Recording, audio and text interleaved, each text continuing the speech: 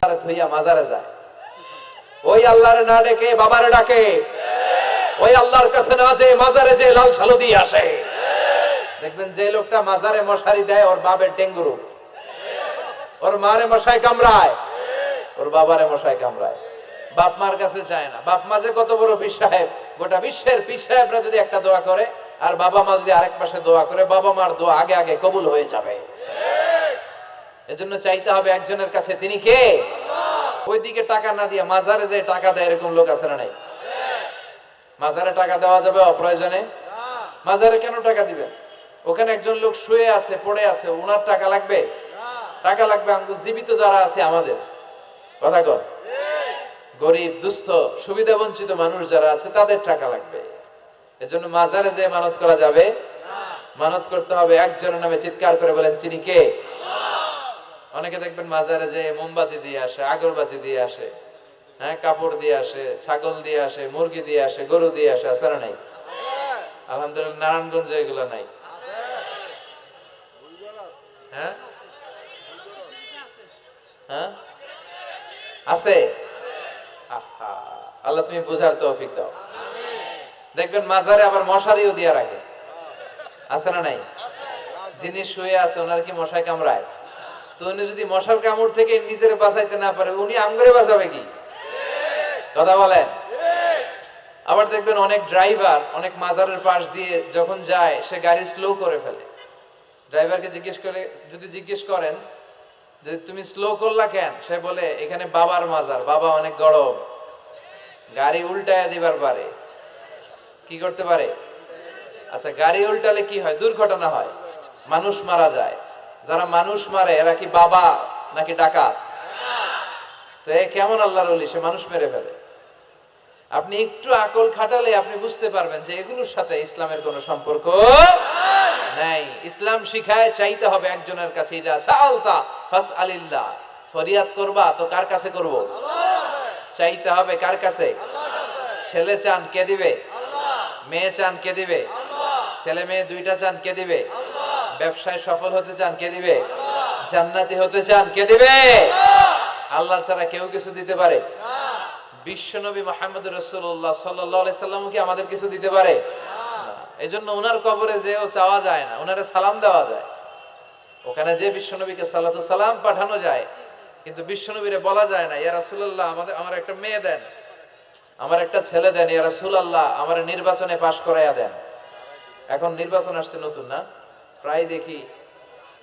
তো বিশ্বনবীর কবরের সামনে দাঁড়িয়েও চাওয়া যায় না। তো বিশ্বনবীর কবরের সামনে দাঁড়িয়ে কিছু চাইলে সৌদি পুলিশ হাতের মধ্যে লাঠি দিয়ে বাড়ি মারে, দাঁড়াতেই দেয় না। যে এখানে কি চাও তুমি? সামনে কেবলা, কেবলামুখী হও। এই বিশ্বনবী যার কাছে যাইতেন তার কাছে চাও, তিনি ছাড়া কিচ্ছু করার ক্ষমতা গোটা বিশ্বে কারো নাই। ওই আল্লাহরে থইয়া মাজারে যায়, ওই আল্লাহরে না ডেকে বাবারে ডাকে, ওই আল্লাহর কাছে না যে মাজারে যে লাল সালু দিয়ে আসে। দেখবেন যে লোকটা মাজারে মশারি দেয় ওর বাবার ডেঙ্গু রোগ, ওর মারে মশাই কামড়ায়, ওর বাবারে মশাই কামড়ায়। বাপ মার কাছে চায় না। বাপ মা যে কত বড় পীর সাহেব, গোটা বিশ্বের পীর সাহেবরা যদি একটা দোয়া করে আর বাবা মা যদি আরেক পাশে দোয়া করে, বাবা মার দোয়া আগে আগে কবুল হয়ে যাবে। এজন্য চাইতে হবে একজনের কাছে, তিনি কে? বিশ্বনবী যখন বুঝাতেন মাঝে মাঝে হাতের ইশারায় বুঝাতেন, সুবহানাল্লাহ পড়েন। বিশ্বনবী যখন বুঝাতেন মাঝে মাঝে প্রশ্ন করে বুঝাতেন, মাঝে মাঝে প্রশ্ন করে বুঝাতেন। He used to throw question to the audience. শ্রোতাদেরকে প্রশ্ন ছুড়ে দিতেন। প্রশ্ন ছুড়ে দিলে কি লাভ জানেন? শ্রোতারা ভাবতে শুরু করে উত্তরটা কি, কি এই প্রশ্নের উত্তর। যখন উত্তরটা করতে পারে না তখন বিশ্বনবী উত্তর বলে দিতেন। যখন উত্তর করতে যে ঠেকে যায় একটা ঠেকা ঠেকা ভাব, তখন যখন উত্তরটা জানা হয় ওই উত্তর আর ভোলা হয় না। কথা বলেন। বিশ্বনবী সাহাবাদেরকে প্রশ্ন করলেন, ইন্না মিনাশ শাজারাতি শাজারাতুন লা ইয়াসফুতু ওয়ারাকুহা। ও সাহাবারা, গাছের মধ্যে, বৃক্ষলতার মধ্যে এমন একটা বৃক্ষ আছে, এমন একটা গাছ আছে যেই গাছের কোনো পাতা ঝরে না। মাসালুহা কামাসালুল মুমিন, ওই গাছের দৃষ্টান্ত মুমিনের দৃষ্টান্তের মতো। বলো তো, হাদিসুনি মা হিয়া, দেখি তোমরা পারো কিনা ওই গাছটা কি? কেউ পারে না। কেউ বলে ওই গাছ, কেউ বলে মরুভূমির ওই ক্যাকটাস গাছ, কেউ বলে ওই গুলমলতা, কেউ বলে ওইটা, কেউ বলতে পারে না। বিষ্ণু বললেন কারোটা হয়নি, ইন্নাহা নাখলা, এটা হলো খেজুর গাছ। সাহাবারা ভাবছে খেজুর গাছ তো প্রত্যেক ঘরের পিছনে পিছনে, এটা ধরছে নাকি? ধরলে তো কঠিনটাই ধরবে। এজন্য সাহাবাদের প্রত্যেক বাড়ির পাশে খেজুর গাছ। ওইদিকে মন যায় না, মন গেছে দূরে, দেখি তো কোন গাছ, খুঁজে পায় না। সুবহানাল্লাহ পড়েন। এই যে বিশ্বনবীর শিখানোর পদ্ধতি, education system, how to teach the children, আপনি ছাত্রদেরকে কিভাবে পড়াবেন, এটা বিশ্বনবী হাতে কলমে আমাদেরকে শিখিয়ে গিয়েছে। ওই মজলিসে আব্দুল্লাহ ইবনে উমর রাদিয়াল্লাহু আনহু আর ওনার বাবা উমরে ফারুক দুইজনই উপস্থিত ছিলেন। বাড়িতে যাওয়ার পরে ছোট্ট আব্দুল্লাহ ইবনে উমর সাইয়েদনা উমরে ফারুককে বলেন, আব্বা, বিশ্বনবী যে আজকে প্রশ্নটা করছিল আমি কিন্তু উত্তর জানতাম। সুবহানাল্লাহ কইবেন না? উমরে ফারুক বললেন, বলো কি, তুমি জানতা যেটা খেজুর গাছ? আব্দুল্লাহ ইবনে উমর বলে, না আমি আবি, হ্যাঁ আমি জানতাম। তো বললা না কেন? তুমি যদি আজকে উত্তর দিতে পারতা তাহলে আরবরা লাল কপালের উট পেলে অনেক খুশি হয়ে যায়। তিনি বললেন, লাল চাঁদওয়ালা উট পেলে মানুষ যেরকম খুশি হয়, আজকে তো আমি অত খুশি হইতাম, বিশ্বনবীর সামনে আমার বুকটা এত বড় হয়ে যেত যে আমার ছেলে উত্তর করতে পেরেছে। আব্দুল্লাহ ইবনে উমর বললেন, আপনি আমার আব্বা, আশেপাশে চাচারা কেউ পারে না, আমি কেমনে কই? সুবহানাল্লাহ কইবেন না? দেখেন বিশ্বনবীর শিখানোর কত চমৎকার পদ্ধতি। তো সে পদ্ধতির অংশ হিসেবে বিশ্বনবী এরকম আঙ্গুল দিয়ে ইঙ্গিত করতেন আর বলতেন, আনা ওয়া কাফিলুল ইয়াতীমি কাহাতাইন, আমি এবং ইয়াতীমের যত্ন যারা করে তারা জান্নাতে একসাথে এইভাবে থাকবো। আবার কিয়ামতের বর্ণনা দিতে যে বিশ্বনবী বললেন, আনা ওয়া সাআতু কাহাতাইন, আমি আর কিয়ামত এরকম পিঠাপিঠি, আমার আর এই দুইটা আঙ্গুলের মাঝখানে যেমনি তেমন ব্যবধান নাই, আমি আর কিয়ামতের মাঝখানেও তেমন ব্যবধান নাই। চিল্লায় পড়েন আল্লাহু আকবার। তাহলে বিশ্বনবীর ঘোষণা অনুযায়ী কিয়ামতের প্রথম আলামত হচ্ছে বিশ্বনবীর স্বয়ং আগমন। এটা হয়েছে কি হয় নাই?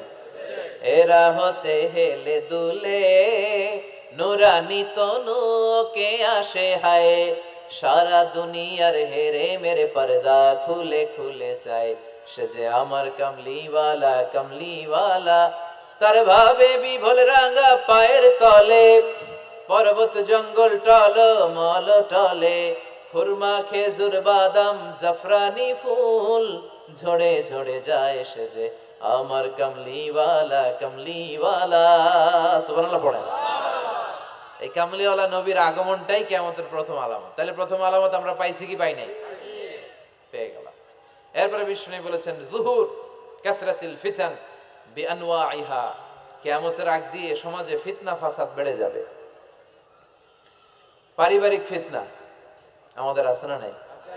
সামাজিক ফিতনা, একটু আওয়াজ করে উত্তর দিবেন। রাষ্ট্রীয় ফিতনা, নারী ঘটিত ফিতনা, খালি ফিতনা আর ফিতনা। আপনি যেদিকে তাকাবেন ওইদিকেই ফিতনা। আপনি চাইলেও আপনার ঈমান বাঁচাতে পারছেন না। আমরা চাই আমার চোখটা হেফাজত করব, পারছি না। ইউটিউবে ঢুকলাম, জাকির নায়েকের লেকচার শুনবো, ইউটিউবে ঢুকলাম, শায়েখ সুদাইসের তেলাওয়াত শুনবো, ওদিকে তেলাওয়াতও বাজে আর নিচে সাজেস্টেড ল্যাংটা ভিডিও আছে না নাই? কই যাব আমরা? কিভাবে বাঁচাবো আমাদের চোখ? বায়ে অশ্লীলতা দেখে ডানে তাকায়, দেখি ওদিকেও অশ্লীলতা।